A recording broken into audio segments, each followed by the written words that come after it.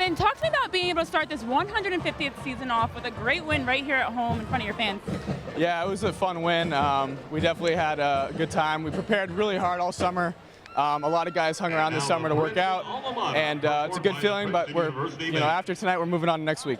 Absolutely. Now, you threw for a pair of touchdowns. You guys put up 49 on the scoreboard, including a trick play in the first half. But talk to me about seeing this team that came back, started off the season right where you left off last year.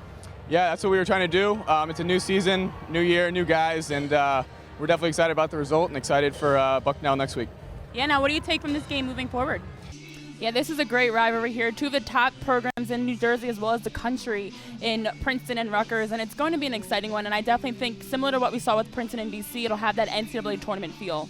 And last year especially, a great run. That was like the shot heard around the world. Yeah. I know for a lot of soccer players and fans and coaches in the area, that really put you guys on the map because it was a chance to see Princeton women's soccer be the Cinderella team. You knock off UNC, which is like everyone that knows women's soccer, that's a powerhouse team.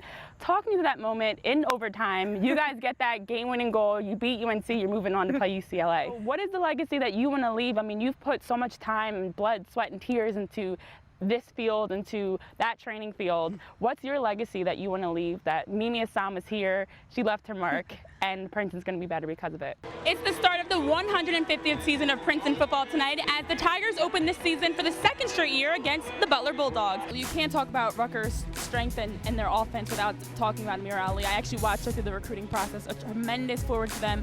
Last year All-American, had 10 goals, and this year already has 4 goals coming into this game. So she's come back this year in her junior season hungrier, stronger, and she's definitely a player to watch out for the Tigers defense. For Boston College, they have a number of young players that are stepping into the rotation. A brand new coach in his first year with Jason Lowe. They've seen success early with this, with freshmen and some transfers stepping in. And for Princeton, as you mentioned, 1-0 coming off of a Friday night win over St. Joe's with a lot of veterans back.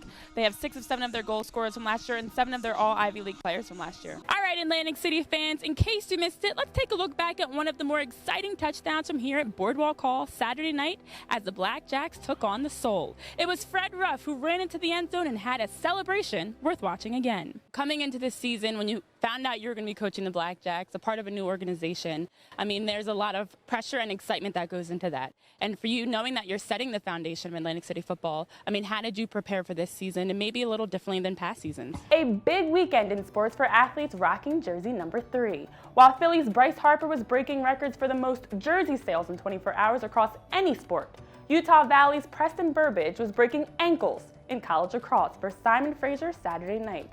It's the fake and wave that has gone viral across all sports platforms. That play has caught everyone's eye, from ESPN, House of Highlights, and even actor Michael B. Jordan and Utah Jazz guard Donovan Mitchell. In your 11 seasons, you have gone to the playoffs 7 times.